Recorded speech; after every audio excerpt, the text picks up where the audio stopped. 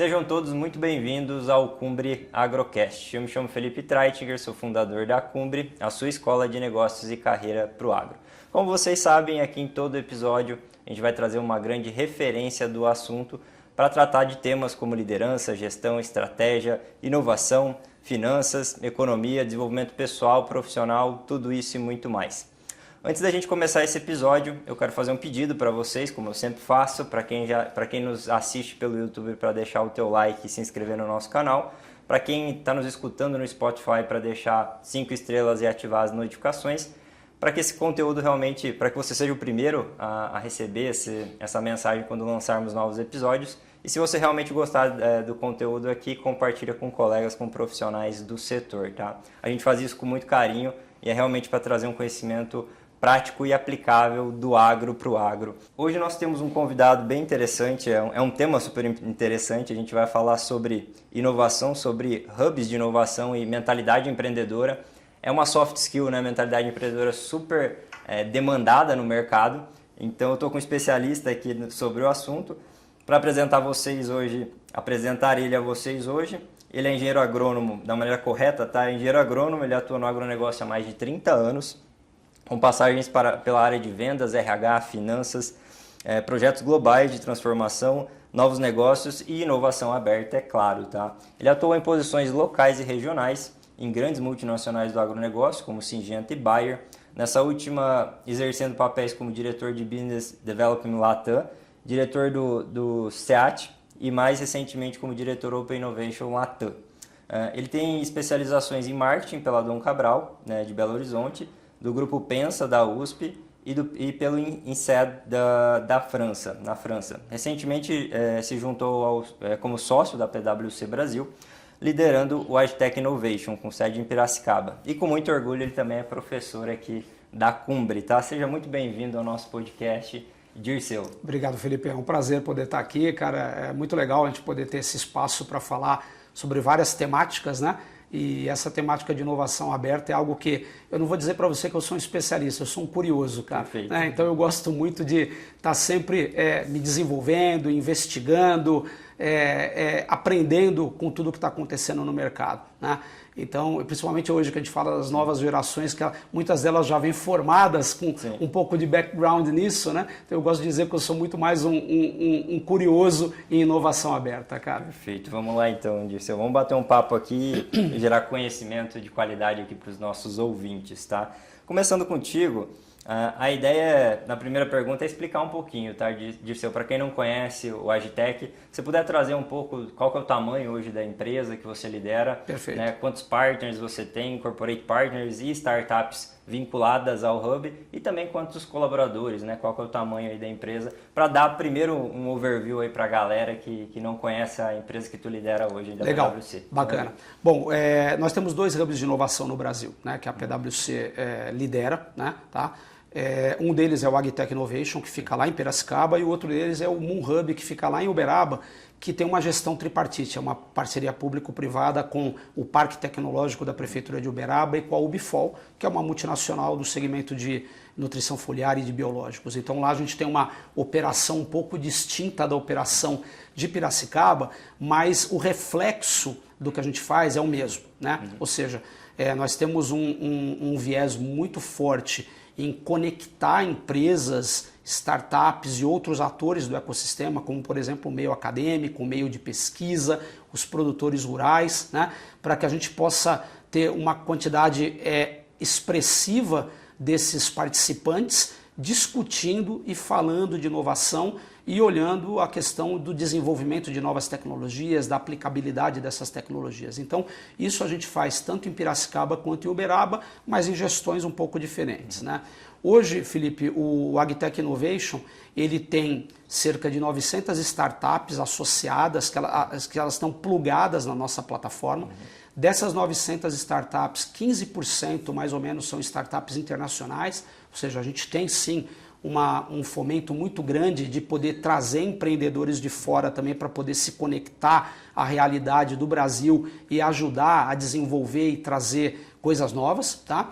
E dessas 900 startups, mais ou menos 130 são o que nós chamamos de Resident Membership. São startups que elas pagam para estar no hub, muitas delas têm sala em um dos 2 hubs, muitas delas têm espaço, né, para poder trabalhar no coworking de lá, e na verdade elas pagam por essa associação muito mais pelos programas, pelos projetos, por aquilo que a gente molda e desenha para poder ajudar a jornada da startup. Né? E do outro lado, quando a gente fala das corporações, nós temos hoje cerca de 80 empresas que estão ligadas, associadas ao hub. Tá? Essas corporações são as mais diversas possíveis. Nós temos grandes multinacionais, nós temos empresas nacionais, nós temos empresas familiares, nós temos cooperativas, nós temos distribuidores do agronegócio, né? E nós temos também empresas que, na verdade, elas nem são do agro, mas elas estão começando a olhar para o agro, como também as startups. Boa parte das startups que a gente tem dentro desse pool de 900, elas não são só agtechs ou foodtechs ou agfoodtechs, elas são startups de outros segmentos da economia. O que é muito importante, né? Porque a gente tem que oxigenar e a gente tem que olhar além do agro para poder encontrar soluções que possam servir aos produtores. Tá? Fora isso, nós temos também parcerias institucionais, né? Como por exemplo com a Embrapa, parcerias institucionais como por exemplo com o CHEP, que é uma Embrapa do Reino Unido, né? E que também nos ajuda muito a fazer essa conexão com empreendedores na Europa, em outros lugares do mundo. Tá? Então essas parcerias institucionais, elas são muito importantes para que o hub ele possa estar se oxigenando também. Né? Além disso, também fundos de investimento, VCs, né, que estão ligados ao hub e têm interesse em estar próximos das corporações e das startups, logicamente, como uma maneira de poder olhar quem ali vale a pena ser investido e em que momento. Né? Perfeito. Tá? Quantos VCs tem? Hoje nós temos aproximadamente 3 VCs que estão lá com a gente. Um deles é um parceiro institucional, que é o The Yield Lab. Né? Os outros não, os outros estão ali conectados com a gente. E tem um ponto importante, interessante nessa questão dos VCs. Né? Muitas vezes quando você olha a jornada de uma startup ou mesmo de uma corporação, eles precisam de um apoio de alguém para poder desenhar como seria o caminho. Né? Então, muitas vezes esses fundos, os VCs que estão lá dentro, eles também têm esse papel, não só de investir, né, que é o grande core business deles, mas também de ajudar na jornada de crescimento, por exemplo, de uma startup. Perfeito. Tá? É muito legal isso que você está falando, né, Dirceu, porque quando você pensa em inovação, né, é legal você falar que tem empresas que não são do setor que estão lá também. Né? A gente pode aprender demais com empresas de outros setores que têm uma experiência diferente, mas que a gente consegue adaptar para o nosso negócio. É claro que o agronegócio tem muitas particularidades, ninguém está falando que é um copy-paste, né? Sim, exato. Mas é bem interessante você trazer isso, que vocês estão abertos, estão trazendo também empresas de fora. Né? Exatamente. E até pegando um gancho, Dirceu, nisso que você acabou de comentar, qual que você vê que é a maior contribuição do Hub de Inovação para o nosso setor hoje? Ou as maiores contribuições? Né? Como é que você vê que o Hub ele gera valor além das conexões, além do networking, para trazer para o pessoal que nos escuta, Perfeito. Que nos assiste? Esse é um ponto muito importante, sabe, Felipe? E logicamente que cada Hub de inovação, independente do segmento que ele atua, ele tem a sua estratégia, ele tem o seu modelo de atuar. Né? Dentro do PwC AgTech Innovation, a gente trabalha 3 verticais que elas são importantíssimas para a gente. Né? É um verdadeiro tripé. Né? Um deles é o que a gente acabou de falar, que é a conexão, ou seja, você tem que gerar consistência, você tem que gerar oportunidades e trazer essas oportunidades de empresas para dentro do Hub, né? De quem trabalha ali e opera no ecossistema. Mas nós temos um outro tripé que é extremamente importante, uma parte dele que é o que a gente chama de habilitar. Né? E o terceiro é o aculturar. Qual que é a grande diferença? Né? Quando a gente fala de habilitar, a gente está falando exatamente de pegar empresas, quer sejam corporações ou até startups maiores, e ajudar para que eles consigam quebrar as paredes, né? Por causa da burocracia, por causa da falta de experiência em trabalhar com inovação aberta, e fazer com que os modelos que são adequados a essas empresas e as esteiras de inovação, elas sejam aplicáveis. Então, nós desenhamos uma metodologia própria dentro da PwC, do AgTech Innovation, justamente para ajudar essas empresas. Né? Então, esse programa é composto de módulos, são 6 módulos que operam durante 12 meses do ano, de forma que a gente possa chegar lá no final e ter essa empresa muito mais confortável em poder continuar tocando a área de inovação aberta dela, se é que ela tinha uma área. Muitas vezes a empresa nem a área tem. Né? Tá? Mas tem o outro lado, que é a terceira perna desse tripé, que é o aculturar. Né? Ou seja, de nada adianta você ter dinheiro, recurso, montar uma área de inovação, começar a desenhar projetos, querer trabalhar com as startups, se você não trabalha o mindset da organização. Então, mudar a cabeça das pessoas é essencial. Né? Mudar a cultura ou transformar a cultura é essencial. Então, a gente também desenvolve metodologias e nós temos metodologias que são ligadas, por exemplo, a estratégias de comunicação e de marketing para ajudar as empresas, as startups, esses atores que estão dentro do ecossistema a poderem facilitar essa jornada dentro das empresas. Acho que um ponto legal que você falando me fez trazer essa pergunta, tá? Acho que ela é bastante pertinente, Dirceu. É que quando você traz a empresa, acredito 100% do que você falou, né? A questão do aculturamento ele é imprescindível para que a inovação ela aconteça, né? Se isso já não está no core da empresa, né? Se é uma coisa nova de fato. Acho que um outro grande ponto é em relação à liderança, né? A liderança está comprada com esse objetivo no médio e longo prazo. Porque não tem como uma empresa chegar, a minha visão pelo menos, tá? Ela entrar no hub e falar assim, eu quero resultado ano que vem. Eu quero mudar a minha cultura de uma safra para outra, né? Eu acredito que isso é um processo, né? E não é tão simples quando bota um, sai dois, né? E bota dois, sai quatro, né? Quando a gente fala de inovação, né? E eu queria que você comentasse um pouquinho sobre se você vê que as lideranças elas estão compradas ou vem o gerente de inovação para fazer esses projetos. Você percebe que isso dentro das empresas tem um top-down ali que vai ter o respaldo de CEOs, do pessoal realmente para sustentar isso, né, para que isso realmente aconteça, né, para que esse aculturamento ele seja perene, vamos dizer assim. Qual que é a tua visão sobre isso? Legal. Como que está o momento hoje nesse sentido? Então, Felipe, a gente acabou de soltar uma pesquisa no mercado, um estudo, né, que é o Termômetro de Inovação Aberta no Agro, e a gente contou com 86 respondentes, né, entre empresas e cooperativas no Brasil. E tem uma extração, um recorte dele que fala justamente a respeito disso, né? A respeito da liderança, do quanto a liderança é contributiva, ela está engajada, né? E esse é um caminho que ainda precisa ser melhor trilhado, né?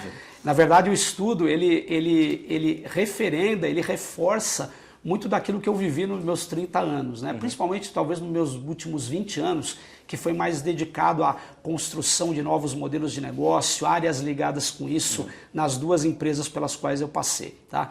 E que era mais ou menos assim, né? Poxa, vamos falar de inovação? Aí, o que nós vamos fazer para inovação? Nós vamos criar um site onde todo mundo vai poder colocar suas ideias lá, e aí depois a gente vai trabalhar e ver as ideias. Legal. Isso ficava aqui embaixo, né? Sabe? Isso não vinha da liderança. A liderança não estava envolvida com isso. A liderança não tinha a inovação como parte integrante da estratégia dela de médio e longo prazo. A gente tem que separar muito bem as coisas, né? Inovação clássica é ligada ao core business, isso está dentro da linha de trabalho de uma organização. Mas quando a gente fala de inovação aberta, isso é um tema relativamente novo em empresas do agro, né? Então, se isso não tiver na pauta da liderança, e se isso não fizer parte da agenda que esse grupo, né, que o board de uma companhia tem, quer seja lá fora ou aqui no Brasil tem, isso não vira. Porque senão é tudo boa vontade das pessoas e as coisas não se organizam, não tem processo, não tem boundaries, não tem cobranças, né? Não tem métricas, e aí isso vai esmaecendo com o decorrer dos anos, e isso acaba na primeira dor de barriga que a gente tem, e é o que está sendo hoje no mercado brasileiro do agro, né? A gente está passando por um momento que ele é um momento um pouco mais crítico, e algumas empresas estão cortando áreas de inovação, o que é muito perigoso, porque você corta a tua visão de futuro, né? Um ponto que eu acho que é bem bacana nessa questão toda, eu ouvi de um CEO outro dia que trabalha conosco lá no Hub, e que eles são muito fortes em fazer com que isso faça parte de uma agenda primária da organização. Ele falou que, para ele, né, a inovação aberta ela tem que ser propositiva. Ela tem que fazer parte da estratégia de médio e longo prazo, ela tem que estar na pauta realmente das discussões, ela não pode ser os 5 minutos finais de uma reunião, de uma manhã ou de uma tarde inteira de um grupo de executivos de uma organização. Ela tem que ter um espaço importante de questionamento, de ações, né, para que você possa direcionar esse caminho futuro da organização. Perfeito. Vou pegar um gancho também aqui que você vai falando, eu já vou puxando umas perguntas que tem o contexto, tá, Dirceu? Pegando até isso que você acabou de falar, né, sobre o bom balanço, eu chamo de motor 1 e motor 2, né? O motor 1 é aquele que está dando o resultado do agora e o motor 2 é pensando no que vai acontecer para os próximos anos para a empresa continuar sendo relevante, né? Tem muito do autor do Salib Neto, ele fala bastante disso nos livros dele de inovação.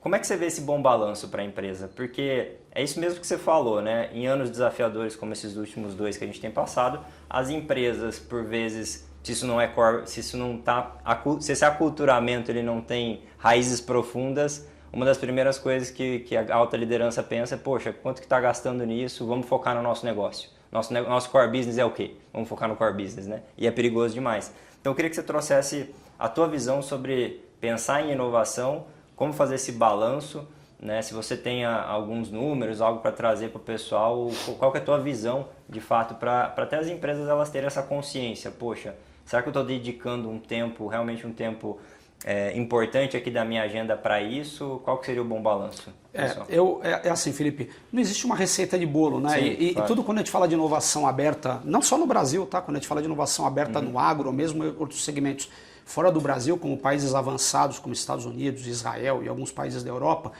você ainda é muito pobre em termos de dados, né? Que possam orientar realmente as tomadas de decisão. Esse foi o motivo da gente ter feito esse primeiro estudo no Brasil do termômetro, né?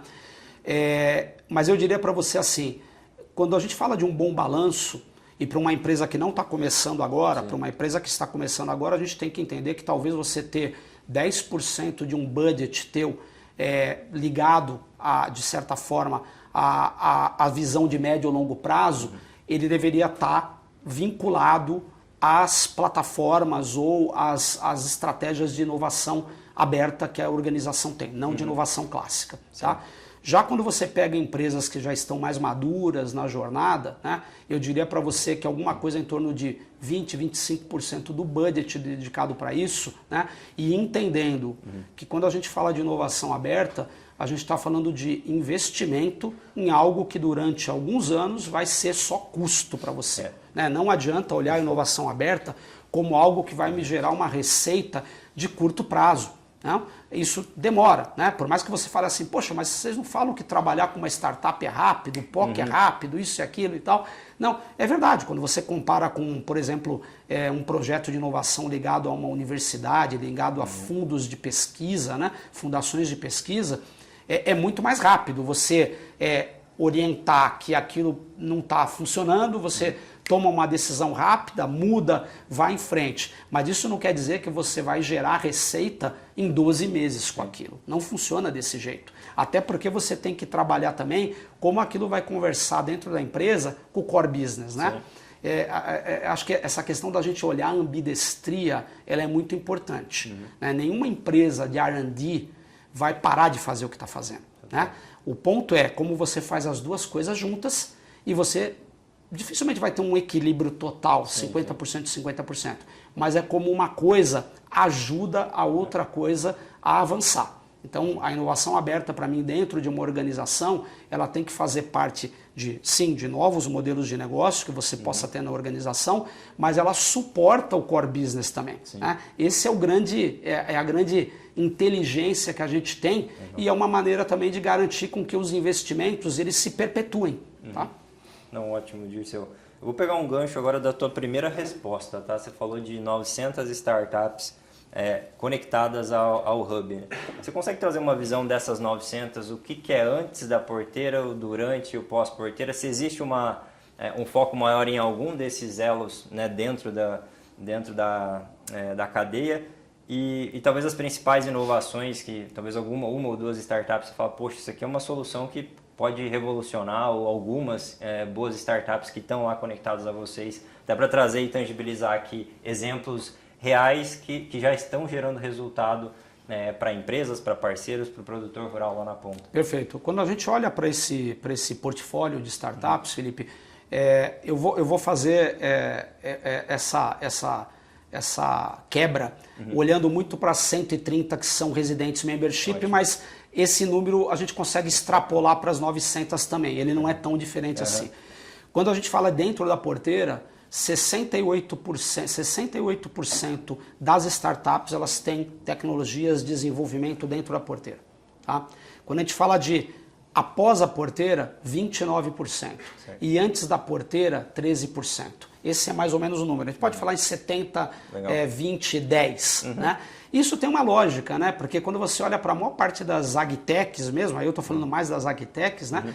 Os founders são pessoas que, de certa forma, são agrônomos, veterinários, zootecnistas, pessoas que, de certa forma, estão ligadas ali ao meio do agro, né? Certo. Então é mais fácil você pensar em desenvolver algo que está dentro da porteira, tá? Mas existe uma inteligência enorme, né? Para o que é antes e para o que é depois, tá? Então, até falando um pouco, por exemplo, do que você comentou agora, né? Exemplos, né? E eu gosto muito de dar exemplos que eles não são exemplos clássicos, né? Seria muito fácil eu virar aqui para você e falar, ó, tem aquela startup de drone, uma que mexe com imageamento via satélite, outra que mexe com sensoriamento, mas eu vou te dar um exemplo de uma startup que, na verdade, ela é dentro da porteira, tá? Ela é dentro da porteira, ela não é do segmento do agro, né? Ela não é de tecnologia, né? Ela é de metodologia, né? E ela vem revolucionando muita coisa. É uma edtech, né? Então, já entendi que é uma... Você já conhece a Gladys, né? Maurício. Cara, eu tenho um apreço enorme por eles, trabalhei com eles durante o meu tempo de Bayer e, na verdade, o projeto dentro da Bayer naquela época surgiu através do Agtech Innovation, né? Por quê? Porque a gente estava procurando alguma empresa, alguma startup que pudesse ajudar no que é a maior dor do produtor rural hoje. O topo da pirâmide de dor se chama mão de obra. Contratação e capacitação de mão de obra. Se a gente entrevistar aqui 100 produtores, certamente 90 deles vão falar que é isso. Tá? E a gente estava buscando alguém que pudesse trazer alguma solução para isso. Né? Afinal de contas, você aborda o produtor hoje com tecnologias digitais, transformação digital, mas você esquece que quem opera aquilo, a mão de obra dele, é uma mão de obra de baixíssima instrução. Sim, né? E a maior parte dos produtores do Brasil não investem na mão de obra. Né? São poucos, não capacitam. Exatamente. Então a gente começou a olhar como é que a gente poderia fazer com que uma pessoa de baixa instrução pudesse operar coisas complexas. E essa startup desenvolveu uma metodologia cognitiva, né, para ajudar essas pessoas a entenderem de temas complexos, trouxe isso para o agro, customizou, moldou o que era possível. Logicamente que tem uma plataforma tecnológica por trás, mas ela não ela é o meio, ela não é o fim. Né? E, cara, isso deu um resultado tão expressivo que eles fizeram uma spin-off, eu já entendi, tem a Já Entendi Agro, né? Que é responsável justamente por trabalhar com as empresas do agro, independente de que segmento até elas estejam. Tá? Então esse é um exemplo que eu gosto muito de passar, que ele é muito interessante. Né? E logicamente que nós temos, cara, empresas que trabalham com tecnologia de ponta, como por exemplo, vou citar o caso, por exemplo, do Macromai, né? Que é uma startup nacional, né, cara, que vem sendo premiada ano após ano aí, e que desenvolve tecnologia de sensoriamento, visão computacional, para essa questão toda, por exemplo, de detecção de plantas daninhas nas áreas para que você possa ser mais assertivo no controle. Ou seja, é uma tecnologia que também tem um apelo sustentável, né? Porque na medida que você é menos errático em usar o teu produto, a aplicação, para controlar a erva daninha, você está usando menos água, entrando menos na lavoura e daí para frente. Tá? E startups como o Magrão Direto, né? Que já é uma startup uberabense que também está com a gente na plataforma, e que é fantástico o que eles vêm fazendo, inclusive desenvolvendo uma inteligência artificial própria para ajudar o produtor na tomada de decisão dele na comercialização da commodity agrícola. Né? É algo que eu adoro porque é parte do meu passado como empresas, né? E que eu gostaria muito de ter tido essa oportunidade de ter uma ferramenta dessa lá atrás. Né, cara? Uns anos antes, né, exatamente. Ia ser o usuário dessa ferramenta. Isso mesmo, com cara. certeza. Fala pessoal, se você busca uma formação completa em gestão, inovação e estratégia no agronegócio, então o MBA Agro 360 é a única escolha. As inscrições para a próxima turma já estão abertas. Escaneie o QR Code ou clique no link da descrição para garantir a sua vaga e transformar a sua carreira no agro. E Dirceu, indo para um outro caminho aqui, a gente tem, como a gente já comentou aqui no nosso bate-papo, 2 anos desafiadores, né, dentro do setor. Na minha percepção, teremos ainda mais alguns até para as coisas se ajustarem. Você acredita que em momentos desafiadores a inovação se torna mais importante ainda? Sim. Essa teria que ser a visão da liderança em si? Sem sombra de dúvida. Sem sombra de dúvida, porque quando você fala de inovação, você está falando em garantir o futuro do teu negócio. Né? As empresas que em momentos de crise elas se encolhem, né, de uma maneira substancial, essas empresas elas não voltam da maneira como elas eram antes, né? E elas perdem um espaço enorme para as outras empresas que continuaram investindo parte dos seus recursos em temas de inovação, em projetos, em desenvolvimento de tecnologias. Então, não é só uma questão de falar, beleza, eu vou diminuir os meus recursos esse ano, eu vou cortar e depois eu volto. Não, quando você voltar, você já perdeu espaço para alguém, com certeza. É aquela coisa, né, Dirceu? Você pode retrair porque o mercado retraiu, mas se você corta gente, investimento e tudo mais, quando o mercado reage, você não está preparado, né? Exatamente. Para aquela próxima onda, aí tu fica para trás, porque você está com um modelo de negócio super focado no seu core business, aí o negócio deu aquela rampagem de novo, e talvez se você realmente não investiu em inovação, você não consegue acompanhar talvez um novo modelo de negócio, alguma coisa que está acontecendo ali. Exato. Você não tem gente, você não fez o investimento, você não acreditou nos próximos anos da empresa. É lógico que a gente tem que levar em conta, né, Felipe, que esse é o grande dilema da liderança, sempre, né? Esse é o grande dilema, cara. Né? Alguma coisa vai ter que sair, o que sai e como sai, né? Tá? Aquela coisa que você realmente, né? Você tem aquela visão pragmática do financeiro, precisa quanto de retorno isso aqui vai trazer. Se você começar a pensar em inovação dessa forma, a conta não vai fechar, né? A gente já comentou sobre isso, então... realmente um desafio, né? Em que medida, como é que você balança esses pratos, né? Exato, e também pensar em soluções inteligentes, né? Sim. Porque existem aí, a gente conversa muito isso dentro do Hub, né? E mesmo dentro da PwC, como você utilizar mecanismos que estão aí no mercado, como programas de fomento governamentais, programas como, você pega a Embrapi, por exemplo, você pega recursos do BNDES que são voltados para isso, e você traz para dentro de casa a lei do bem também, para poder reverter isso dentro de projetos, e voltando para a empresa por causa dos projetos de inovação. Eu acho que em momentos como esse, Felipe, a gente precisa cada vez mais de inteligência, sabe? A gente precisa sentar com as pessoas certas e poder encontrar um caminho viável que não seja pura e simplesmente o caminho de corta isso aqui, porque isso não me traz benefícios ou não me traz receita a curto prazo. Momentânea, né? Exato. Total.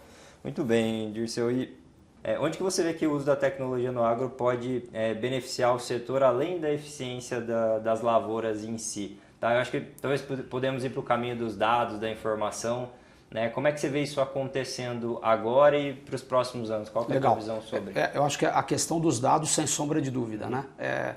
Eu venho com mais de 30 anos de mercado, eu sou da época em que as primeiras plataformas de CRM surgiram há 20 anos atrás, 20 e poucos anos atrás, e é onde a gente colocava uma série de informações e nada voltava, né? Durante vários anos você falava, cara, coloquei tanta informação nessa plataforma, mas nada volta para mim e para o meu cliente, né? Hoje em dia não, né? Hoje em dia a gente tem aí uma quantidade enorme de dados, massiva de dados que vem sendo trabalhado, a gente tem machine learning, a gente tem inteligência artificial, e essas coisas estão voltando de uma maneira muito mais rápida. Lógico que muitas vezes ela não é tão assertiva ainda, tudo tem que ser calibrado quando a gente fala de inovação, mas ela está aí para poder ajudar o produtor na tomada de decisão, numa tomada de decisão mais rápida, mais eficiente, né? Então isso é muito bom, sabe, Felipe? Mas eu vejo muito a questão do tema de sustentabilidade, né? Para mim, as tecnologias que estão sendo geradas hoje de várias startups, de várias agtechs, olhando o tema de sustentabilidade no agronegócio, tem um potencial enorme, porque a gente está falando em gerar uma receita diferente para o agricultor, né? Muitas vezes, exato, né? Como, por exemplo, o programa que nós temos dentro do Hub, que é o PSSC, né? Que é o Programa de Soja Sustentável do Cerrado, onde a gente basicamente encontra essas startups que elas conversam com aquilo que uma Cargill, com o LIF, que é o fundo que toca isso, estão objetivando, para poder garantir com que a produção nas áreas do cerrado continuem, mas sem que você afete o bioma, sem que você destrua o bioma e, por vezes, que você, inclusive, tome decisões de nem abrir mais áreas de plantio de maneira legal na tua propriedade, mas invista mais em deixar a floresta de pé, porque você pode ter uma receita muito mais interessante. Tá? Então, eu diria para você que essa questão de sustentabilidade, nesse quesito, quando a gente fala de ESG, né, muito se fala de ESG, ESG, mas é como isso funciona na prática. E para mim esse é um programa, por exemplo, que mostra que a gente tem oportunidades e competência para fazer isso. Tá? É muito bom. Vou pegar também uma outra informação que você trouxe, né, dos parceiros corporativos que vocês têm dentro do Hub. Você comentou sobre multinacionais, cooperativas e revendas. Onde que você vê as principais ações dentro do Hub para cada um desses subsegmentos dentro do agro? Onde que o Hub consegue aportar com conhecimento?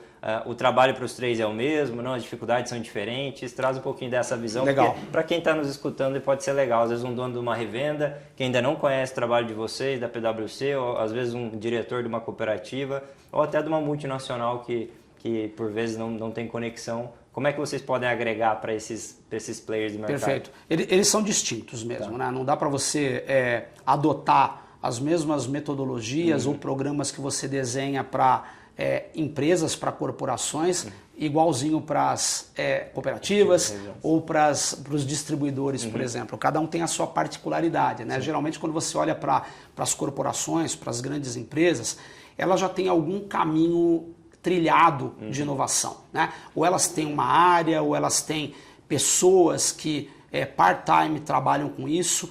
Então a gente consegue navegar de uma maneira diferente com eles, com programas também diferenciados, né? Muitas vezes esses programas são muito mais olhando, por exemplo, fazendo um verdadeiro radar, tentando olhar para o mercado, para o futuro, né? E trazendo esses novos segmentos para que uma empresa possa definir onde ela vai aportar os recursos dela. Então, para que a gente faça isso, a empresa tem que estar num nível mais avançado, ela não pode estar num nível muito raso, quando a gente fala de inovação aberta.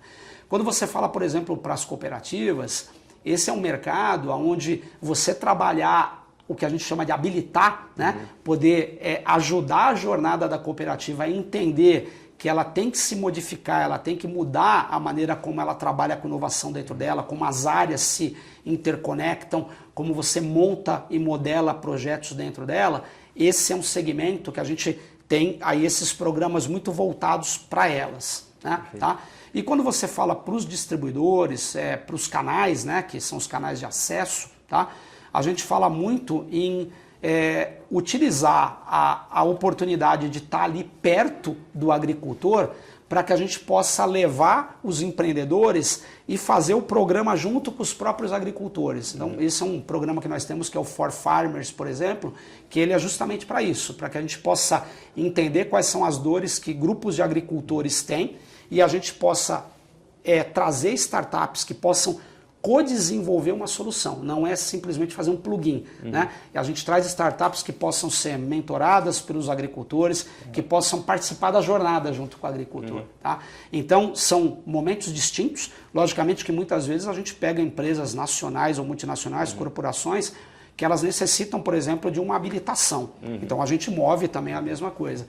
Mas eu diria que a grande diferença do que a gente está fazendo hoje é tratar de maneira diferente quem é diferente. Né? Não adianta simplesmente eu vir aqui falar, olha, scout, chamada aberta, receita de bolo, isso aqui vale para todo mundo. Não, isso aqui vale para uma parcela, mas tem muita gente querendo coisas diferentes. E é isso que a gente tem expertise de fazer, né? Em moldar e desenhar isso. E nesse ponto que você trouxe, Dirceu, como é que é a receptividade dos produtores quando vocês fazem essa parceria, aproxima eles de fato dessas inovações? Eles são abertos a tentar, a testar, quando vocês aproximam de fato startups, produtor e talvez o partner ali para fazer essa triangulação? Como que funciona isso? Bastante, Felipe. E esse é um aprendizado, né? Durante 3 anos o Hub veio pilotando, fazendo realmente um POC dessa conexão com grupos de produtores, que é esse programa For Farmers. Isso deu tão certo que inclusive agora a gente está colocando de pé uma nova vertical no Hub, que é uma vertical de farmers, né? De agricultores, pecuaristas. Por quê? Porque a gente quer que eles façam cada vez mais parte da jornada, né? Então, eu estou lembrando aqui, por exemplo, do primeiro programa que a gente teve de For Farmers. Foi um programa que foi moldado com produtores de uva lá do Vale do São Francisco, uva de mesa, né? E que eles tinham um problema muito grande na parte de predição de produtividade, né? Não pela questão mesmo de ponto de colheita, de mercadológica, vamos falar assim. Cara, quando a gente foi olhar startups, a gente olhou de uma maneira mais abrangente, fora do Brasil, dentro do Brasil, e a gente trouxe uma startup, se não me engano, da Austrália, que foi a startup que os produtores selecionaram para trabalhar com eles. Essa startup hoje ela está aqui no Brasil e está lá prestando serviço para os produtores de uva do Vale do São Francisco. Então, isso prova que o produtor está aberto, né? O ponto todo é como a gente também se esforça para poder fazer com que isso aconteça, né? Ficar esperando uma startup achar que a tecnologia dela é linda, é maravilhosa, e o produtor vai vir e vai bater na porta dela, não é esse o caminho, né? O go-to-market ele tem que ser construído em conjunto. E aí que eu penso que o Hub tem um papel também fundamental, já que a gente traz corporações que têm o acesso, né? Cooperativas que estão lá com os seus grupos de produtores próximos, né? E as startups. Então, quando você conecta esses elos da cadeia, é muito mais fácil você atingir o produtor. Não, e total, né, Dirceu? Se você pega essa nova frente, vamos falar de farmers, né, big farmers, né, você pega o modelo da Orijo, por exemplo, vou dar um exemplo de uma empresa que focou nos grandes, dentro da cadeia, né, produtores com mais de 10 mil hectares. A gente tem 412 mil produtores que fazem 85% mais ou menos, pensando em soja, milho, né, das culturas. E eles estão focando na linha de cima, né? E estão crescendo muito, assim, base de conversas que eu tive, é um case muito bacana, assim, de negócio, né? E você falando isso, se você aproxima esses players, talvez até pelo Orijo, enfim, Bunge, o PL, que seja, e conecta eles a startups, às vezes uma startup ela consegue validar mais rápido ali com o produtor, consegue expandir porque ela está realmente dentro desse grupo, e vocês criam um outro braço de negócio onde vocês encurtam o caminho, né, do crescimento da startup, da empresa. Às vezes até a conexão startup com o produtor direta, né, se vocês têm o acesso também. Acho que você consegue criar um outro modelo também que você aproxima de fato as pessoas. A maneira como as startups atuam, elas são muito distintas também, né? Outro dia a gente fez um podcast lá sobre o tema, né, de startups que mais conseguiram investimentos, né, e estão crescendo no Brasil.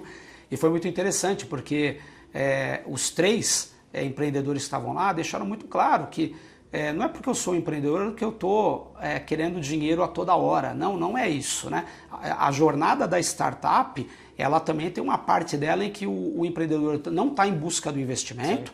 Tem um momento que ele está em busca do investimento. Até eles falaram um tema muito engraçado, né? Que você trazer para dentro de uma startup um investidor é pior do que casar. Né? Porque casar você ainda se separa. Para você se separar do investidor é complicado, né, cara? E o casamento é a parte boa, né? Investidor não tem, então é mais complicado. Então eles brincaram sobre isso, mas é uma realidade, né? Quando você aproxima corporações de startups, você pode ter modelos que derivam muito, né? Você pode ter simplesmente uma contratação de serviço de algo que está pronto.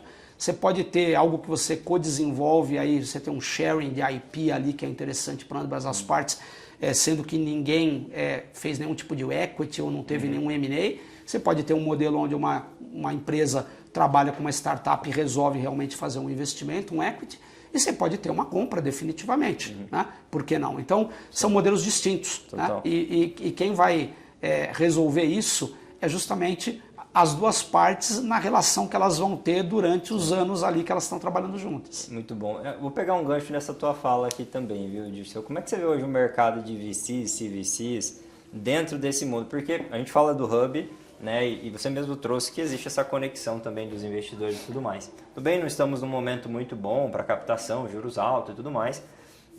Você acredita que ainda tem muito a ser desenvolvido aqui dentro do agro de VCs específicos para fazer investimento, pessoas que realmente entendam? Tem mercado ainda para isso? Vocês veem talvez até uma conexão com mais parceiros para fomentar isso? né? Como você mesmo falou, tem empresas, o momento que elas estão buscando, tem um momento que não estão. Eu sou da opinião que é bom você ter um caixa saudável sempre e não depender disso para crescimento. Aquela fase de cash burn, de gastando, não, vamos gastando que a próxima rodada vem, muitas startups quebraram com essa mentalidade. O que você pode trazer para a gente dentro deste contexto de investidores? Você vê os produtores também querendo investir em startups? Exatamente. Então, esse é um ponto interessante, né? Lógico que a conjuntura do que está acontecendo no mercado hoje, falando mais especificamente de mercado agrícola, leva muito, e olhando para o momento da economia, leva muito as empresas a falarem assim, independente dela ter um CVC ou estar se utilizando de um VC para isso, a olhar e falar, cara, eu vou enxugar, eu não vou colocar tanto dinheiro, né? Porque nesse momento eu tenho que ter um equilíbrio, né? E logicamente que se essa empresa do outro lado ela também atua como inovação aberta, montando e desenhando projetos, a gente não está falando pura e simplesmente do investimento, né? Acho que as empresas elas têm que ter estratégias distintas. Um investimento é um caminho, né? Você ter projetos, você ter relação com startups e poder montar projetos é outro caminho, né? Se você simplesmente corta os dois, aí é um pouco do que a gente falou antes, você está dando um retrocesso muito grande, né? Mas tem um outro ponto, Felipe, que eu concordo também, e isso já foi provado no mercado, que é o investidor, ele não está mais disposto a colocar o dinheiro dele e esperar anos a fio por isso. Um investidor quer colocar o dinheiro dele, mas quer ver que a startup, o empreendedor, ande com as próprias pernas num período curto de tempo, para que você depois possa falar assim, opa, beleza, agora acho que eu vou colocar um pouco mais porque faz sentido, né? Eu acho que esse foi o grande problema que aconteceu, principalmente nessa última década, né? A gente viu muito dinheiro, o easy money, aí, smart money, muita grana sendo colocada, por exemplo, em tecnologias, eu vou citar uma delas aqui, quando a gente falava das fazendas, das vertical farmers, né? Que surgiram muito no conceito americano. Pink, alguma coisa. Exatamente. Né? Você vê, cara, que foi uma loucura, igual plant-based também, de nego colocando dinheiro. Quando os investidores viram que esse dinheiro não estava voltando, né? Ou isso não era tudo aquilo que foi prometido, né? Isso causou a bolha furou, né? A bolha furou. Então, esses movimentos, eles sempre acontecem em todos os mercados, mas o recado que fica para o empreendedor é que ele, no mais rápido possível, tem que mostrar resultado e andar com as próprias pernas. Senão ele causa uma falta de trust mesmo naquilo que ele está fazendo. Né? E até uma vulnerabilidade do próprio negócio. Exato. Se ele fica dependendo sempre disso, num momento como esse, juros altos, Exatamente. Aquele risco que você não controla, né? Provavelmente ele vai estar ali no Vale da Morte. Exatamente. E o negócio dele não vai vingar. Né? Super perigoso. Muito bom, Dirceu. Falando aqui um pouquinho acredito que tem muitas pessoas que confundem inovação com tecnologia. Né? Eles têm esse link, né? Falou de inovação tem que ser tecnológica. Eu queria que você trouxesse para a gente, dentro da tua experiência, alguma inovação não tecnológica. Você já trouxe até na tua fala, se não me engano aqui. O caso da Já Entendi, né? O caso da Já Entendi. Você teria algum outro dentro das grandes empresas que tu já trabalhou, ou até agora no teu atual momento, que você possa trazer para o pessoal, até para trazer essa distinção? Eu vejo muito empresas do agronegócio, principalmente as de P&D, né, raiz, né, que a gente comentou lá, as Big Four, vamos chamar de defensivos, elas investem bastante, falam de inovação e botam um recurso muito grande ainda em pesquisa e desenvolvimento. Não acho que isso, obviamente, isso vai continuar, né, porque é o core business delas. Você vê que tem outras formas também de se inovar, seja de acesso ao mercado, que eu trouxe aqui a Origem, por exemplo, seja na forma de atender o produtor.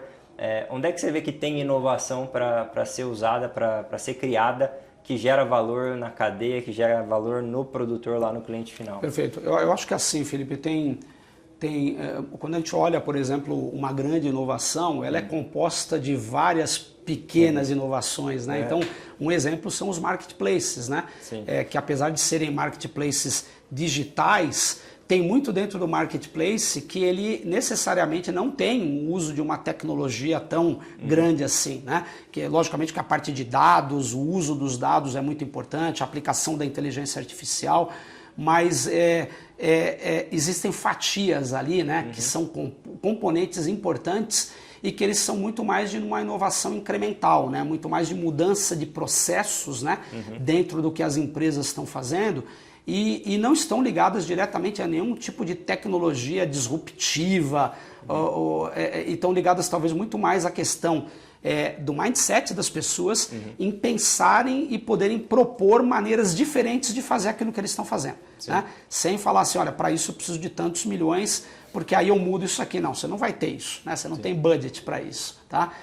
E o caso da Já Entendi que a gente falou é um desses, né? Um caso que não nasce de uma tecnologia enorme, disruptiva, nasce de metodologia, né? Nasce de princípios que vão permitir com que a tecnologia, mais uma vez, seja o meio e não o fim. Né? Perfeito. E eu acredito muito que a inovação ela nasce dos observadores, dos questionadores.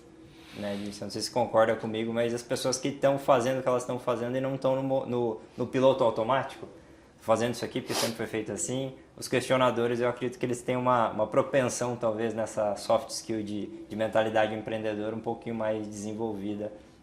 Base a minha visão, pelo menos. Muito grande, cara, muito grande. Quando a gente vai contratar, é engraçado, né? Porque quando você falar de inovação aberta, se você for no Hub hoje, nós temos perto de 50 pessoas no time. Tá? 50 pessoas entre Piracicaba e Uberaba.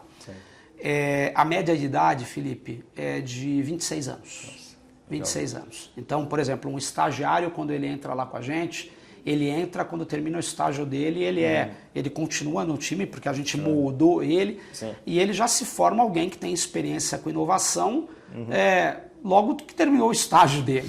Né? É incrível, porque a gente senta, por exemplo, com conselhos de cooperativas, com comitês de multinacionais, e quando eu vou lá, não sou eu que vou apresentar. Quem vai apresentar é o meu time. São pessoas que têm menos de 30 anos de idade e que são ouvidas e entendidas com um olhar como se elas tivessem 40, 50 anos de idade, uma maturidade enorme. Né? Então, a gente tem que entender que existe muita diversidade nesse meio, mas um ponto muito importante é isso que você falou. É a gente contratar alguém ou fomentar nas pessoas essa habilidade e essa capacidade de questionar, sempre, de questionar o status quo, né? E esse também é um grande desafio da liderança, né? Porque a gente fala, não, isso é bacana, tem que ser assim, tem que ser assim. Mas nas primeiras reuniões que você tem, as pessoas te questionam tudo o que você faz, uma hora você para e fala assim, caramba, dá a impressão que eu estou fazendo tudo errado a vida inteira. As pessoas, elas não têm, os latinos, eu acredito que até mais, Dirceu, elas...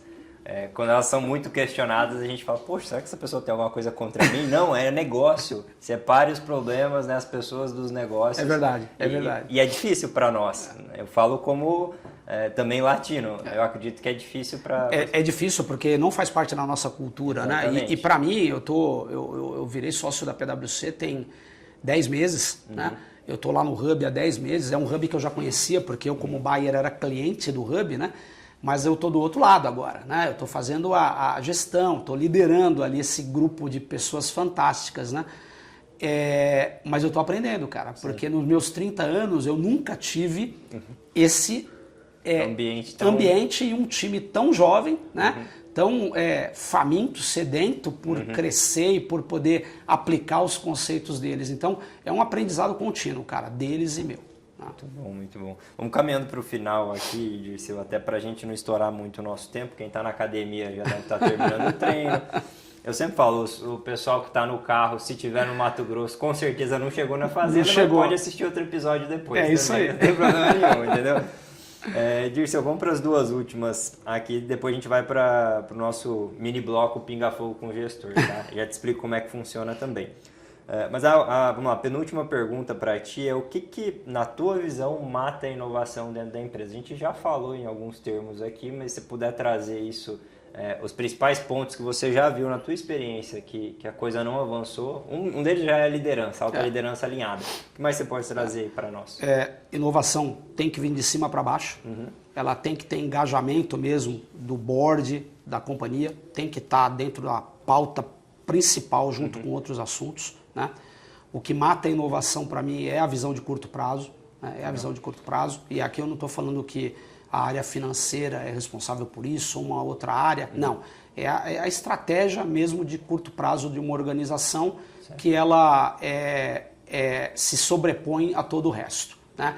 Então isso também veio muito da pesquisa que a gente teve lá dos respondentes dizendo, olha, toda vez que eu vou falar com alguém, é sempre olhando o curto prazo, a receita, olhando a venda daquele ano, né? E isso acaba prejudicando com que a estratégia de inovação ela ganhe velocidade. Tá? Então, para mim é isso. Para mim o que mata é o engajamento, né? Para mim o que mata é a visão de curto prazo e eu colocaria um terceiro componente que é o aculturamento. Para mim, se a gente não mudar a cultura organizacional das empresas, a inovação ela não tem perenidade. Tá? Perfeito, concordo contigo. E acho que uma pergunta legal que não está aqui também no que eu escrevi, acho legal você trazer dessa pesquisa que vocês fizeram. Que outros insights assim, legais que você pode trazer, até se quiser falar aí diretamente para os nossos ouvintes, que vocês notaram nessa... Foi a primeira pesquisa que vocês fizeram? Foi a primeira pesquisa, foi o primeiro estudo, na verdade, é o primeiro estudo desse tipo que a gente tem conhecimento na América Latina. A gente não encontra estudos desse nível. Então, por isso que a gente resolveu destinar parte dos nossos esforços para poder promover isso. Eu acho que um ponto interessante, Felipe, que a pesquisa trouxe é que 3/4 dos respondentes, a gente está falando aqui de 86 empresas, né, entre corporações e cooperativas, elas adotam inovação aberta dentro das empresas. Então, esse é um número muito bom, né? Quando a gente olha o número em si, 3/4, né?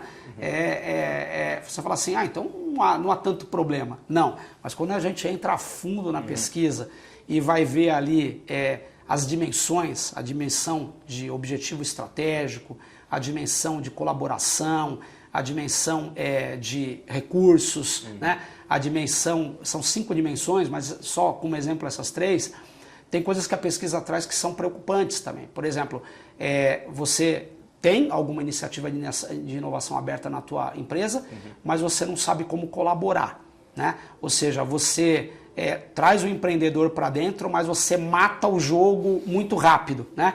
Por quê? Porque você não tem o caminho formado dentro da organização, né? Inovação aberta não é algo que pertence à área de inovação aberta. Inovação aberta ele tem que estar e tem que pertencer à organização. Se as diferentes áreas não estiverem conectadas, você não consegue fazer com que a jornada do empreendedor dentro da tua organização ela seja sadia, né? E aí você simplesmente vai matando o teu negócio porque o empreendedor olha e fala, bom, eu não quero me conectar mais com uma empresa como essa porque eu não tenho longevidade, né? Então a pesquisa trouxe muito disso, né? Que colaboração é um ponto que precisa ser melhorado rapidamente, a questão da visão da liderança e do engajamento da liderança tem que ser melhorado rapidamente, mas ela também trouxe um ponto interessante, por exemplo, na parte de financiamento. Hoje em dia, as áreas financeiras das empresas estão cada vez mais participando das conversas com as áreas de inovação, muito de forma a encontrar caminhos, né? Não para cortar a área ou cortar as iniciativas porque eu tenho que reduzir custo, muito mais olhando realmente onde a gente pode encontrar caminhos interessantes para trazer mais dinheiro para poder investir em inovação dentro da organização.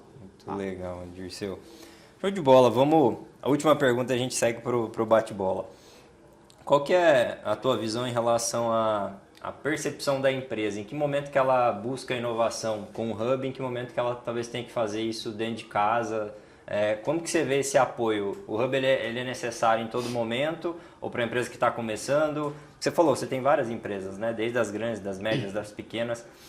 Como é que você vê esse balanço em relação a...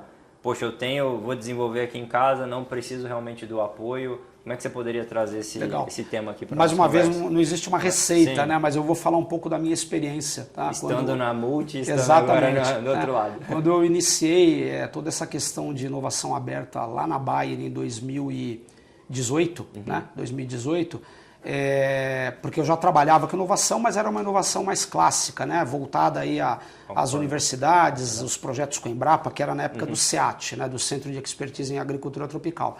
Quando isso virou uma área de inovação aberta, ou a gente trouxe o componente do empreendedor para dentro, Felipe, a gente tinha 2 caminhos para trilhar, né? Um deles é falar assim, cara, eu sou uma empresa grande, nome no mercado, centenária, né?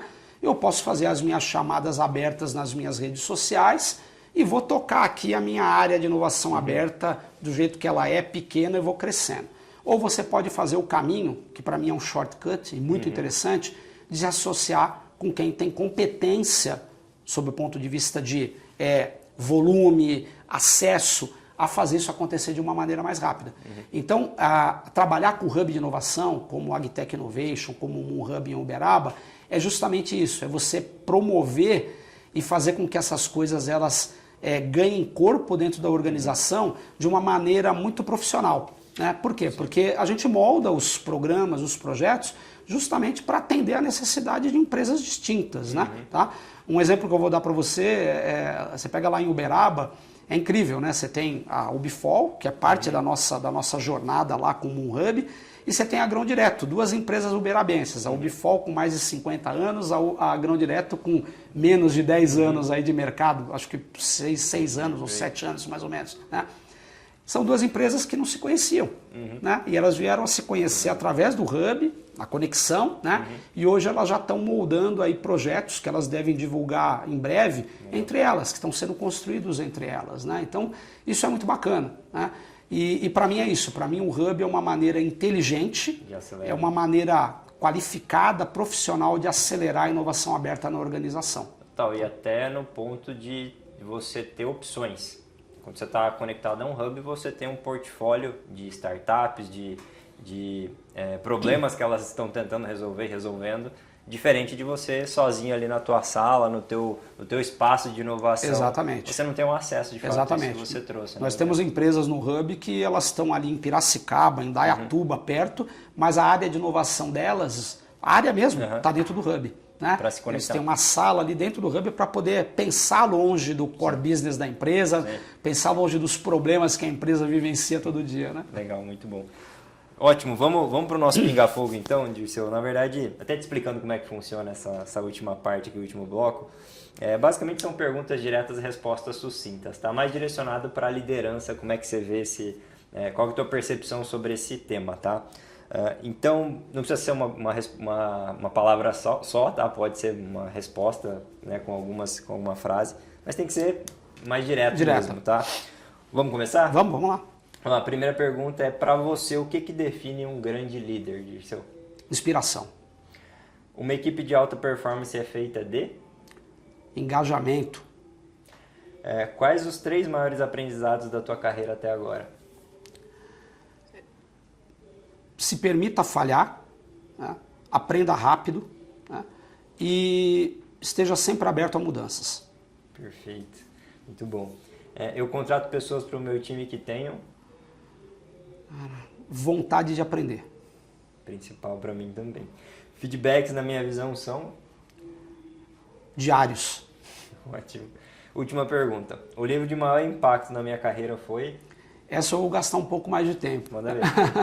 Eu não sou um grande adepto, Felipe, de livros de autoajuda, mesmo profissional, ou sob o ponto de vista pessoal, né? Eu gosto muito de falar do último livro que eu li, porque se eu li ele inteiro, para mim, já é um ganho, né? Ótimo. Sabe?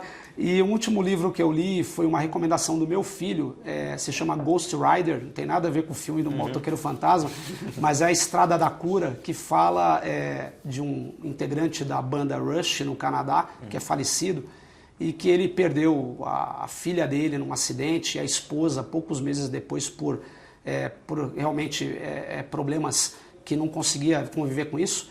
E o livro fala muito em como você perdoar a vida, né? Você não culpar a vida pelas coisas e você buscar outros caminhos. Então esse livro para mim ele me ajudou bastante. Não é um livro de autoajuda, mas ele me ajudou muito a entender que a gente não pode culpar a vida pelas coisas que acontecem. Muito bom, Dirceu.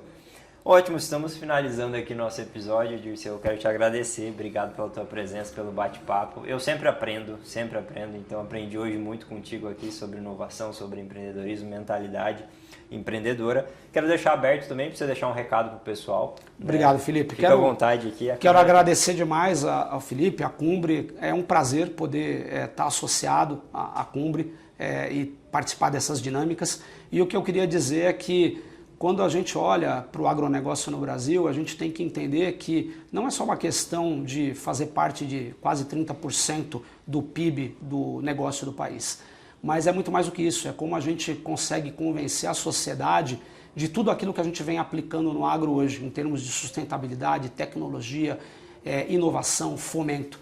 Então, para mim é essencial que a gente mude a percepção da sociedade sobre o agronegócio no Brasil. Isso é um dever de todos nós, e o grande problema é que hoje em dia tudo isso é feito muito desconectado. O setor ele não trabalha de maneira organizada para que isso aconteça, e a gente tem que brigar por isso. Obrigado. Perfeito, Dirceu. Como é que o pessoal encontra, se eles quiserem se conectar ao Hub? Como é que acha você no LinkedIn? Como é que o pessoal pode se conectar aqui, quem nos assiste? Perfeito, vocês podem procurar no LinkedIn Dirceu Ferreira Júnior, né? Vocês podem me chamar pelo e-mail também, meu e-mail é dirceu.junior@pwc.com, tá? E eu vou ter o maior prazer em conversar com vocês, levar vocês até o Hub para entender mais do que a gente faz. Ótimo, muito bom, Dirceu, é isso, viu? Mais uma vez, muito obrigado. Deixando aqui meu recado final também, pessoal, para quem não nos segue nas redes sociais, é cumbre.agro Instagram, Cumbre Agro LinkedIn. De novo, compartilha, comenta aqui, a gente vai mandar, para quem já nos segue aí no YouTube, show de bola, é isso mesmo. Para quem não segue ainda, assina lá o nosso canal, deixa o teu like, no Spotify também deixa 5 estrelas, pessoal. Muito bom, obrigado aí de novo para quem ficou aqui até o final do nosso episódio. Um abraço e até o próximo episódio. Tchau!